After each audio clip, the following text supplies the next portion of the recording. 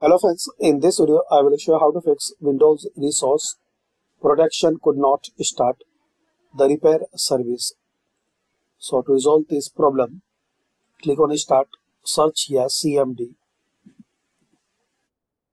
right click on Command Prompt, Run as Administrator. Now here type net start, net space start space trusted installer.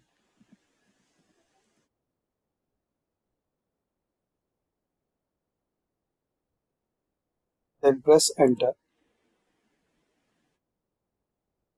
After that, type this code SFC space /scan now. Now press enter. Now once this scanning will complete, close and restart your system. So this is the setting guys. You can fix and resolve Windows resource protection could not start the repair service.